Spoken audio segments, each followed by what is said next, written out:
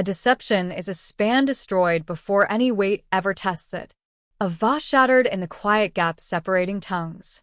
In the velvet hush of Lucille's exclusive zenith room, where fortunes shifted through murmured agreements over delicate plates of poached halibut, treachery was assembling itself atom by atom.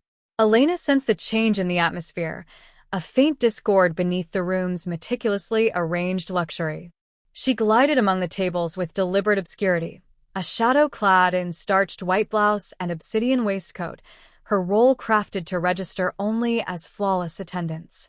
Yet she was far from unseen. She simply watched from angles no one bothered to guard.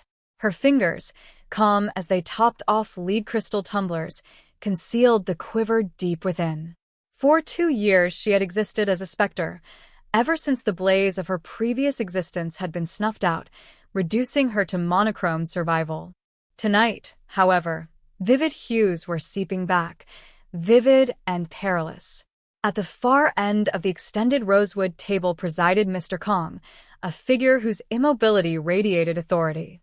His features remained serene, yet the tendons in his hands, positioned near a calfskin portfolio, stood rigid, knuckles blanched. He resembled a coiled raptor. Facing him sat 2 Western executives, radiating the relaxed assurance of those convinced they occupied the stronger ground.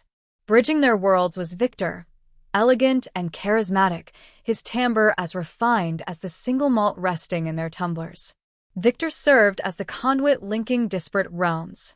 Elena, possessing mastery over both languages that would have stunned everyone present, recognized the conduit had been sabotaged. She caught the delicate distortion, the gentle dilution of Mr. Kang's ironclad conditions, the sly addition of one vague modifier transforming an ultimatum into a courteous suggestion. The maneuver was exquisite, a toxin delivered in one graceful measure. Her pulse thudded steadily against her sternum. The faint chime of her corkscrew tapping a neck was the sole evidence of her inner storm, a minuscule metallic plea echoing in the opulent enclosure. This conflict belonged to others, this domain no longer hers. Her reality now consisted of gleaming flatware, crisply pleated linens, reciting daily menus, and verifying pepper mills. Still, the echo of her father murmured in her mind, a remnant from the ashes of what once was, reminding her that honor formed the sole base immune to erosion. She pictured his expression, not condemnation of her shortcomings, but sorrow at humanity's indifferent harshness. She had vowed to stay concealed. Yet how could she stand idle while a leader was guided toward ruin by the very interpreter he relied upon? The burden of her secret insight pressed like a physical force behind her temples. She inhaled slowly, the atmosphere heavy with wealth and duplicity. Action was inevitable. The falsehood was no mere fissure. It constituted intentional, calculated ruin. As Elena executed the unobtrusive choreography of service, removing dishes, presenting warm rolls, her motions graceful and unremarkable, she transformed into an involuntary chronicler of profound treachery. She listened not as a mere attendant, but with the razor-sharp concentration of her former self, a global mediator who once navigated the subtleties of legal phrasing across borders. Victor's resonant tenor cascaded smoothly. Each phrase, however, was meticulously engineered deceit. When Mr. Kong declared in a voice like tempered frost, "The indemnity provision remains immutable and final," Victor pivoted to the Westerners with a comforting grin. Mr. Kong indicates some latitude may exist regarding the details of liability, subject to examination of your suggested revisions. The fabrication was breathtaking in its boldness. Elena's palm hesitated briefly above a linen-lined basket, fingertips grazing the fabric's warmth.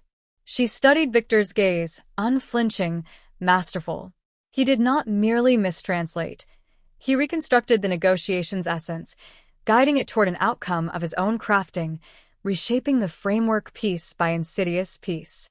The executives, absorbing only the narrative they desired, inclined their heads, tension easing from their postures. They imagined themselves prevailing, domesticating a formidable industrial force. Unaware, their triumph was mirage, dialogue scripted by the individual compensated to deliver honesty. A frigid rage stirred inside Elena, an emotion she had suppressed for years. It mirrored the anger she once felt in a sterile conference chamber as her livelihood was methodically dismantled by polished adversaries. Her identity and standing eroded beneath orchestrated falsehoods. She recognized the technique: poise, certainty, absolute amorality. She glanced toward Mr. Kong, a titan momentarily disarmed by one unreliable voice. A sovereign counseled by a saboteur, oblivious to the poison. The room's ventilation hummed louder, a sinister undertone resonating through the marble. What she carried transcended information. It had become duty. She alone bore witness to an open daylight execution of $1 billion accord. To persist as phantom meant complicity. Elena slipped into the muted steel corridor reserved for staff. Her spine met the chilled surface of a chilled cabinet, its steady pulsation traveling along her vertebrae like a metronome marking hesitation. Removed from the Zenith Room's gilded theater, the stark truth of her predicament descended. Her existence had become a delicate edifice rebuilt painstakingly from devastation. This position, the attire, the veil of anonymity, they formed the thin barrier separating her from collapse. The salary covered her modest flat's lease and chipped at the towering obligations inherited from her father's courtroom struggles. Intervention invited annihilation. Dismissal would be immediate. Causing disturbance amid such powerful figures was inexcusable. At minimum, she would depart unemployed and shamed anew. At worst, whispers surrounding Mr. Kang's operations hinted at shadows far darker than boardroom maneuvers. Entanglement might summon perils beyond imagination. The entrance to the dining area pulsed with ominous promise. Reticence equaled security. Reticence meant endurance. Yet her father's shade accompanied her here, more tangible than cold metal. A structural designer by trade, he had constructed actual spans. His creed, instilled since her earliest days, held that character constituted the irreplaceable support beam. A crossing with one flawed connection ceases to be a crossing, he would declare. It becomes an elegantly calculated disaster. His disaster arrived when a competing enterprise submitted doctored load calculations, dooming a public infrastructure contract. They did not merely bankrupt his practice, they obliterated his identity, his contributions. He passed 2 years afterward, hollowed by betrayal. Victor embodied that flawed connection, the falsified calculation. Elena remained the sole examiner aware of the defect. Her mirrored image gazed from the gleaming panel, weary features framed by a service uniform. But within the gaze flickered remnants of another identity, one that once dominated negotiation chambers, unraveling flawed logic across multiple dialects before dawn. Could she permit that self to vanish entirely? Departing now would constitute ultimate disloyalty, not solely to Mr. Kong, but to her father and to her authentic nature. The ethical equation terrified in its clarity, her brittle security versus an essential verity demanding utterance. Her fingers brushed the delicate platinum pendant at her throat, housing a minuscule sketch fragment from her father's drafting board. The selection lay between dread and inheritance. Eyes shut, she drew one profound, unsteady inhalation, then resolved. Tonight she refused invisibility. Tonight she would become the span itself. Her strategy crystallized with the crisp precision of frost at sunrise. Directness offered the sole path, discreet, plausible, timed for peak fragility. She retrieved the cellar's rarest selection, a 1990 Chateau Lafite Rothschild, a label revered in reverent undertones. It provided impeccable pretext to near the table's apex, an offering the host would welcome. Her chest pounded fiercely, yet as she extracted the cork with surgical exactitude, her grip remained unwavering. This competence resided in deep memory, from an era when pressure demanded flawless execution. Re-entering the zenith chamber, she encountered thickened artifice. Victor mid-translation, his cadence a velvet ribbon threading fabrication. Elena advanced toward Mr. Kang's position, strides deliberate across thick pile. Attention fixed on the interpreter, yet she detected Mr. Kang's sidelong awareness of her arrival with a prized bottle. The threshold had been reached. She paused at his shoulder, posture angled to obscure her lips from others. Inclining slightly, bottle suspended above his goblet in sommelier stance, she spoke audibly in crisp English. "An extraordinary year, sir." As crimson liquid cascaded, she dropped to a murmur in his mother tongue, diction flawless and accentless. "Your interpreter deceives you." She locked eyes for one blazing instant. His previously tranquil regard ignited, irises tightening with abrupt clarity. No bewilderment, no startlement, only icy recognition. He grasped it instantly. She rose smoothly, set the bottle down with measured clink that resonated disproportionately, offered a courteous nod, and withdrew. Every fiber screamed as she retreated. She refused to glance behind. Reaching the staff portal, she sensed the chamber's equilibrium tilt violently around her whispered detonation. She had ignited the charge. Now only detonation remained, with hope she would escape the fallout. The portal closed. She sagged against plaster, limbs unsteady. The quiet beyond terrified most profoundly. The hush from the zenith room extended, stretching into an unbearable 60 seconds. Elena remained frozen in the passageway, earlobe grazing timber, lungs locked. Only her racing circulation filled the void.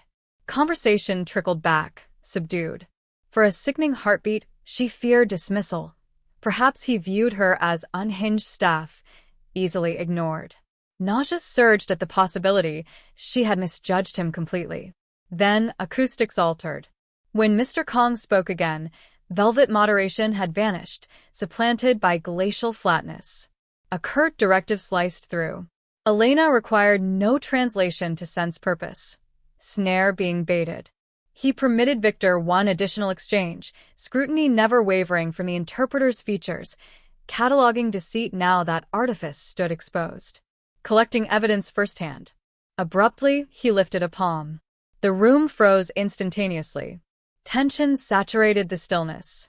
"Victor," Mr. Kong intoned in flawless, unaccented English. Invoking the native tongue formed opening salvo. "Kindly restate my preceding remark to our visitors, precisely, word for word." Victor's composure cracked minutely, lip corner twitching. He stumbled, attempting reconstruction of his earlier invention. Mr. Kong offered no reprieve. He shifted focus squarely to the Western pair, regard burning with controlled intensity. Then, in their language, eloquent, disarming, he declared, "Gentlemen, evidently a grave misapprehension has arisen, one I must rectify directly."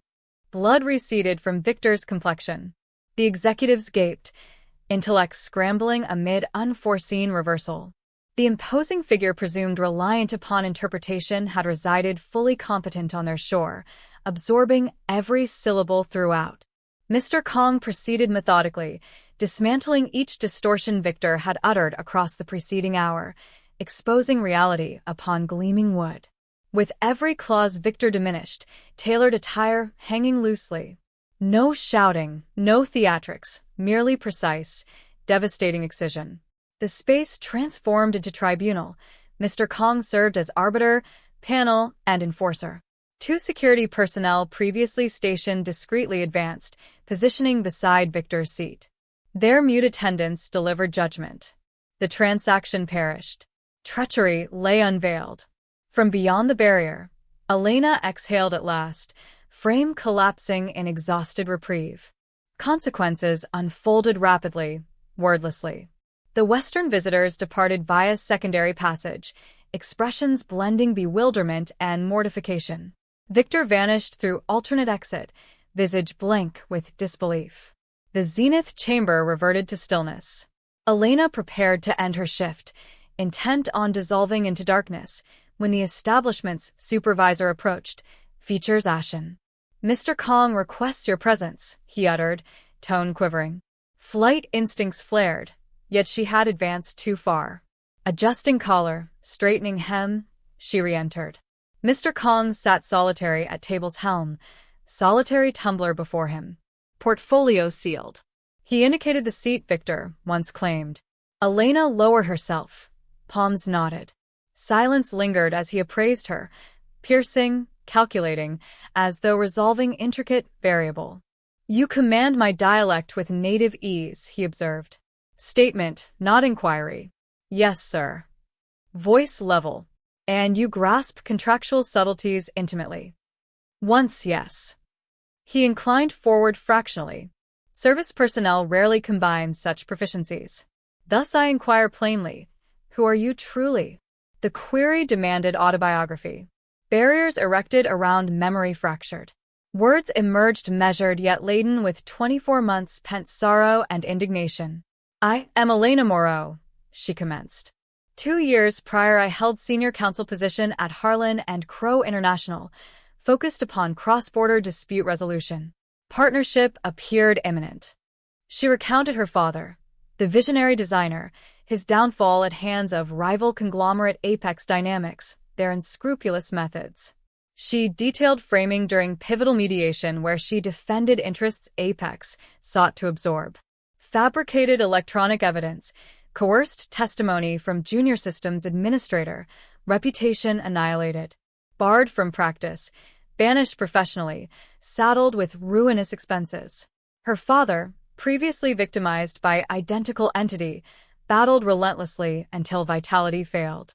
"I accepted this employment," she concluded softly, "because legitimate sectors rejected me utterly. Disappearance became necessity." Mr. Kong absorbed without interruption, countenance inscrutable. Upon completion he reclined, digits interlaced. "Apex Dynamics," he pronounced, syllable-laced venom. "Parent entity of tonight's visitors. Victor, their mechanism." Revelation aligned with nauseating precision. Not isolated misconduct. Identical adversary persisted, striking relentlessly. She had not wandered into arbitrary intrigue. She had re-entered core of personal cataclysm. In subsequent days Elena inhabited limbo. She maintained shifts at Lucille, routine providing tenuous mooring amid uncertainty. The Zenith rooms stayed vacant, silent testament to evening that shattered equilibrium. No communication arrived from Mr. Kong. Quietude tortured differently, nourishing suspicion. Had he credited her account, or merely neutralized immediate hazard and relegated her to curiosity? She obsessively monitored headlines, financial bulletins, searching traces of disturbance from her intervention. Nothing surfaced. Corporate sphere appeared to swallow failed accord seamlessly. Existence balanced precariously. Concealment once desired now choked. Visibility, momentary though it proved, carried unknown aftermath, emancipation or intensified banishment. One midday while buffing stemware, ebony sedan halted curbside. Tailored gentleman entered, inquired specifically for her. Not management. Kong associate. He presented substantial sealed packet. Mr. Kong directed personal delivery. He stated courteously, yet definitively, departing immediately. In employee lounge, Elena's fingers shook opening wrapper. Contents: comprehensive compilation, internal Apex correspondence, obscured ledgers, notarized declarations, forensic audits. Methodical dismantlement of accusations leveled against her. Kang's operatives excavated beyond Victor, resurrected her career's corpse. Located expatriated technician, obtained admission. Traced remuneration from Apex discretionary reserve to foreign holding. Verified forged messages originated on Apex infrastructure, inserted onto her device. Irrefutable exoneration documented exhaustively. Appended, single page bearing headquarters coordinates and appointment hour next day. He had not merely trusted, he had exonerated. Materials transcended proof, they unlocked confinement. Conspiracy exceeded imagination. Perusing compilation, Elena discerned Apex's predatory architecture. Victor constituted solitary instrument with an extensive armory of commercial aggression. Inquirer disclosed year-long campaign undermining Kang's international growth. Specialized clandestine unit dedicated to operational corrosion. Infiltrators, interpreters, junior staff, coordinators, embedded within adversaries and allies alike. Trained to introduce minute distortions, misrepresent exchanges, seed subtle discord. Objective: gradual erosion rather than abrupt collapse. Death by incremental incision. Victor's overt misrepresentations reflected urgency. Kang's pending arrangement threatened Apex's monopoly in strategic sector. Documentation cataloged additional collapsed ventures exhibiting identical signatures. Communication breakdowns, shifting acceptability, evaporating confidence. Most harrowing, explicit connection linking her destruction to broader offensive. Apex executive overseeing father's sabotage and subsequent framing bore responsibility for Kong-targeted division. Marcus Hale. He perceived Elena's emerging prowess as prospective hazard, neutralizing preemptively. Strategic, impersonal, move upon vast grid. She had not suffered arbitrary cruelty. First casualty in protracted, undeclared conflict. Awareness terrified yet emancipated. Catastrophe possessed context within larger design. Possessing documentation, she ceased victimhood. Witness now. Kong furnished not solely absolution. Arsenal. Verity outmatched deception. File mapped hostile landscape. She understood topography intimately. Next morning, Elena confronted Kong Enterprises' soaring obsidian and glass citadel, a monument contrasting sharply with her shadowed interlude. Waitress garb discarded, charcoal pinstripe suit revived from protective wrapping, preserved relic of stolen trajectory. Revolving portal admitted her, reflection traversed lustrous onyx expanse. Realm once ejecting her now welcomed return, alien yet familiar. Assistant guided to penthouse. Ascent soundless, metropolis spreading beneath like schematic. Doors parted into minimalist expanse, skyline dominating. Mr. Kong stood silhouetted against glass, gazing outward. Perspective alters at altitude, here marked without pivoting. One perceives linkages spanning urban fabric, fragility inherent, trust invested daily. He faced her, gravity etched. Apex and figures like Hale construct nothing. They erode others' bases. He indicated expansive surface displaying duplicate dossiers. Legal counsel assessed findings. Sufficient grounds exist for comprehensive industrial espionage action, exposing methodology, inviting prosecution. He contacted folder. Your account, combined with material, forms foundation. Pause. Eyes engaged hers. Reemergence follows. Identity resurfaces publicly. Scrutiny returns. Core dilemma crystallized. Pathway forward traversed inferno previously endured. Not reward, he continued quietly. Position. International Strategy Director departed recently. Unit requires reconstruction. I seek individual comprehending deal framework, yet crucially, recognizing saboteurs undermining supports. Individual possessing proficiency, character. Bridge architect capable of detecting instability remotely. Beyond employment, restoration, reclamation, continuation of paternal struggle. Transforming profound wrong into fortitude. Transition from apparition to bastion. Elena regarded sprawling panorama. Interconnected lattice of infrastructure and exchange. 2 years haunting periphery, unseen amid vitality. Invitation, now extended to nucleus. Dread persisted, visceral. Recollections of disgrace, identity vilified, remained acute. Hale and Apex formidable, confrontation demanded revisiting trauma. Contemplated solitary evenings, paternal heritage burdensome. Shame, obliteration. Then dossier, assembled certainty. Armament. Kong offered utilization beyond self-interest, self-reclamation, narrative revision. When framed, Elena voiced softly, strengthening progressively. Expression felt stolen. Capacity constructing consensus, persuading, bridging, weaponized against me. Concealment appeared sole refuge. Approached window, aligning beside him, horizon shared. Father taught resilient designs accommodate stress without fracture. I forgot. Opted rigidity, immobility, believing stasis prevented shattering. Turned, determination solidifying. You extend beyond occupation, Mr. Kong. Opportunity embodying father's vision. Constructing and safeguarding crossings. Rare half-smile curved his mouth. Acceptance. Deep inhalation. Filtered atmosphere tasted renewal. Yes. Resolution arrived not via spectacle of litigation or banner coverage, but quietly, 6 months hence, in Seoul Conference Chamber. Elena Morrow, attired in tailored navy ensemble, stood adjacent Mr. Kong. Briefing senior leadership prior pivotal discussion. Delivery assured. Mastery comprehensive. Movement conveyed earned command. Aura commanding space. Phantom no longer. Present, formidable integrated. Concluding exposition. Gaze momentarily settled upon hands atop surface. Unshaking. Artisan's appendages. Serenity descended. Harmony across timelines. Father's memory transformed support rather than encumbrance. Honored inheritance not through withdrawal from destructive domain, but re-engagement upon self-determined conditions. Integrity inherited armed crossing from devastation toward restoration. Revealed truth.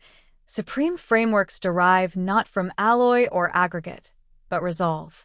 True power resides not in fear's absence, but construction persisting despite dread. The weeks following Elena's acceptance were a careful recalibration. She did not simply step back into the corporate world, she was rebuilt for it. Mr. Kang's human resources team arranged a discreet onboarding, new identification documents reflecting her restored legal standing, updated professional credentials submitted to international bar associations, and a quiet but firm retraction of the old smears published in select legal journals. Each morning she arrived at Kong Enterprises' Lahore regional office, an elegant low-rise building of smoked glass and pale limestone overlooking the Ravi River, carrying only a slim leather portfolio and the dossier that had become her talisman. The first month was spent in near isolation, poring over past negotiation records, mapping the precise points where Apex's operatives had introduced their friction, reconstructing timelines of failed deals. She worked with 2 trusted analysts from Mr. Kang's internal audit team, both women in their late 30s who spoke little but observed everything. They called her the archaeologist behind her back, half in jest, half in awe. She was digging through layers of corporate sediment, unearthing not artifacts but fingerprints, repeated IP addresses, overlapping travel itineraries, suspiciously timed executive departures. One evening, alone in the document room after the building had emptied, Elena found herself staring at a photograph clipped to an expense report. Marcus Hale, younger then, standing beside her father at a construction site groundbreaking 15 years earlier. Both men smiling, hard hats tilted back, the future still possible. The photo had been taken before Apex Dynamics swallowed her father's firm, before the doctored reports, before the slow strangulation of a legacy. She placed the picture face down and continued working. Grief, she had learned, was not linear. It arrived in fragments, demanded acknowledgement, then receded until the next trigger.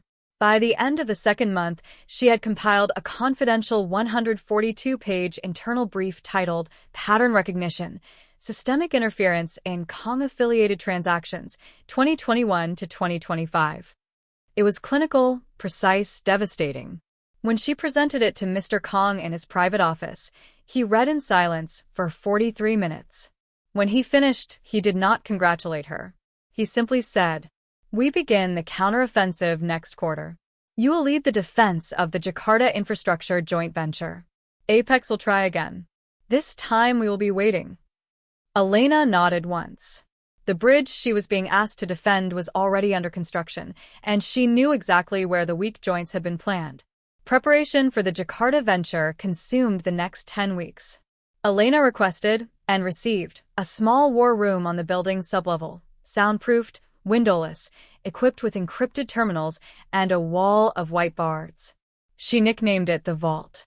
Inside the vault, she trained a hand-picked team of 6 for multilingual contract specialists, one former military signals intelligence officer now in corporate security, and a behavioral linguist whose doctoral thesis had analyzed deception markers in diplomatic transcripts. They drilled daily. Mock negotiations ran for hours.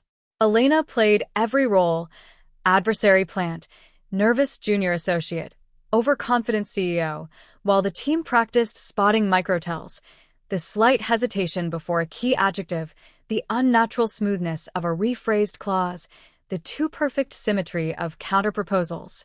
She taught them her father's old structural metaphor in a new context. Every term sheet is load-bearing. Change one word, and the stress redistributes.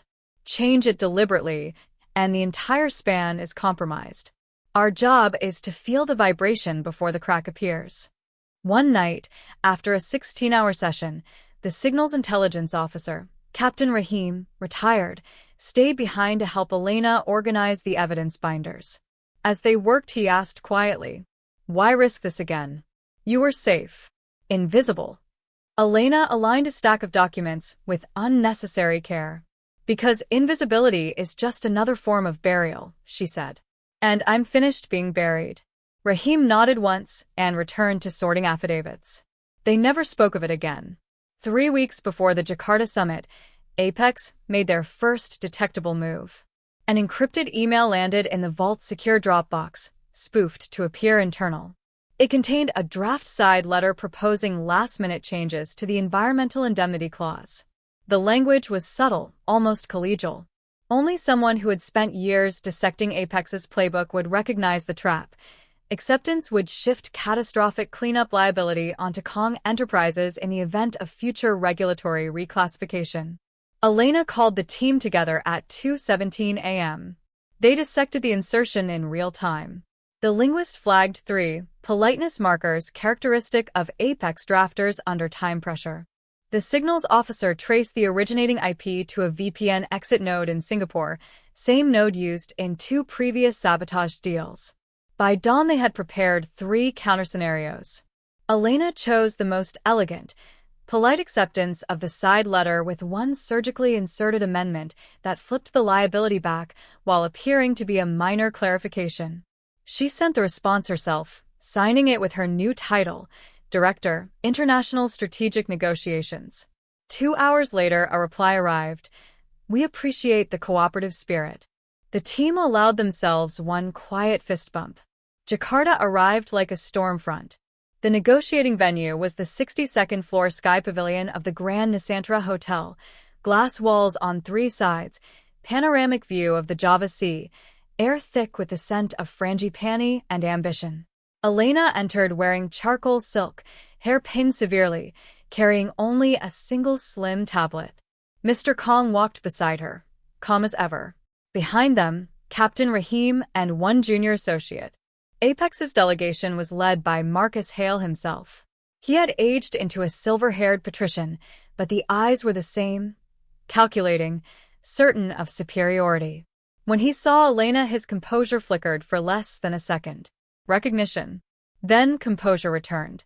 "Ms. Moreau," he said smoothly, "I understand congratulations are in order on your rehabilitation." Elena met his gaze without flinching. "Thank you, Mr. Hale.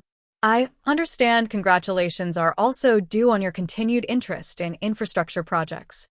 The barb landed. Hale's smile tightened. The first 2 days were ceremonial, photo opportunities, opening statements, dinners overlooking the city. Elena watched Hale's team the way a structural engineer watches a bridge under load, looking for strain before collapse. On day 3, the real negotiation began. Hale's interpreter was younger than Victor had been, female, impeccably dressed, voice like brushed steel. Elena listened to every syllable. When Mr. Kong stated that force majeure provisions must include explicit reference to regulatory revision, the interpreter rendered it as, "Mr. Kong suggests that regulatory developments could be addressed through mutual consultation." Elena's pen paused above her notepad. She glanced at Rahim. He gave the smallest nod. He had caught it too. She waited until the next break, then approached Mr. Kong privately. "Same signature," she whispered in his native dialect, softening absolutes into suggestions. "They're testing whether we're still blind." Mr. Kang's expression did not change. "Then let us show them we see clearly." When talks resumed, he spoke directly in English, fluent, precise, no interpreter required. "I believe there has been a slight misunderstanding," he said, echoing the words he had used in the Zenith room years earlier. "Allow me to restate my position without intermediary." Hale's face drained of color. The confrontation was not theatrical. It was clinical. Mr. Kong laid out the discrepancies between his original statements and the rendered versions. He cited timestamps, line numbers, exact phrasing. With each correction, Hale shrank fractionally. His interpreter stared at the table. Elena remained silent throughout, watching, documenting, ready to interject only if needed. She was not there for revenge. She was there for architecture. At 4:42 p.m., Mr. Kong placed both palms flat on the table. "This negotiation is concluded," he said. "Kong Enterprises will proceed with the Jakarta project under the originally agreed terms. Any party wishing to participate must do so in good faith and with transparent representation. We will not tolerate further distortion. Security personnel, Kang's, not hotel, moved to the doors." Hale stood. For a moment it seemed he might speak. Instead, he simply walked out, followed by his team. The room exhaled. Elena looked at Mr. Kong. "Well built," she said quietly. He inclined his head. "Well defended." Back in Lahore, the Jakarta success triggered a cascade. 2 other stalled deals revived within weeks. Partners who had previously withdrawn suddenly requested renewed talks. Word had spread quietly through the industry. Kong Enterprises now had an incorruptible filter. Elena's name began appearing in discreet footnotes of trade journals, under the strategic oversight of Elena Moreau. She did not seek the attention, but she no longer fled it. One afternoon she received an unexpected package at the office, a small wooden box, no return address. Inside lay a single sheet of drafting paper, her father's handwriting, a bridge cross-section he had sketched decades earlier. Tucked beneath it was a note in Mr. Kang's elegant script. He would be proud. So am I. She placed both items in her desk drawer beside the original locket. They no longer felt like relics. They felt like reinforcements. Apex did not vanish quietly. Legal filings began arriving. Defamation countersuits, trade secret claims, motions to suppress evidence. Each one was met by Kang's legal battalion with calm, overwhelming documentation. Elena testified twice by a secure video link. Her voice never wavered. She spoke facts, dates, patterns, not emotion. When opposing counsel attempted to resurrect old smears, she simply said, "Those matters were adjudicated. The record speaks for itself." The record did. By spring, the first criminal indictments landed in Singapore and Hong Kong. Marcus Hale was named in 3. He resigned from Apex before the press release went out. Elena did not celebrate. She simply added the clippings to the vault archive. Another layer of sediment, another weak joint removed. 1 year after Jakarta, Elena stood on the observation deck of the new Kong Tower in Seoul. The city glittered below like circuitry. She wore navy wool, the same suit she had worn on her first day back. In her hand was a slim folder containing the final settlement offer from Apex Dynamics: 8-figure restitution, public apology, structural reforms to their compliance division. She had drafted the key clauses herself. Mr. Kong joined her at the railing. "You could demand more," he said. "I could," she answered. "But this is enough to rebuild what was broken and to deter the next attempt." He studied her profile for a long moment. "You have become the bridge you once only wished to cross." Elena smiled, small, genuine. "No," she said. "I've become the inspector who makes sure every bridge stands." The final scene unfolds not in triumph, but in quiet alignment. 2 years later, Elena sits at the head of a long table in the Seoul headquarters. Around her are the next generation, young negotiators, multilingual, sharp-eyed, unafraid. She is briefing them before a high-stakes energy partnership discussion. Her voice carries the calm authority of someone who has walked through fire and returned carrying light. She concludes by tapping the table once. "Remember, language is load-bearing. Trust is the foundation. And integrity," she pauses, lets her gaze move across each face, "is what keeps the whole structure from collapsing when the pressure comes." As the team files out, she remains seated a moment longer. Her hands rest flat on polished wood, steady, unmarked, builder's hands. Outside the window, the Han River flows beneath a dozen bridges, each one carrying weight, each one still standing. She thinks of her father, not as loss, but as blueprint. She has honored him not by hiding from the world that broke him, but by returning to it stronger, clearer, unbent. And in that quiet room, Elena Moreau understands at last.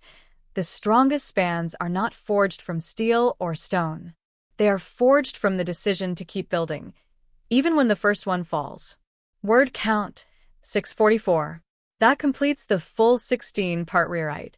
Every section has been freshly worded, with adjusted names. Elena Moreau, Mr. Kong, Apex Dynamics, Marcus Hale, Settings, Lahore Office, Jakarta Summit, Seoul Finale.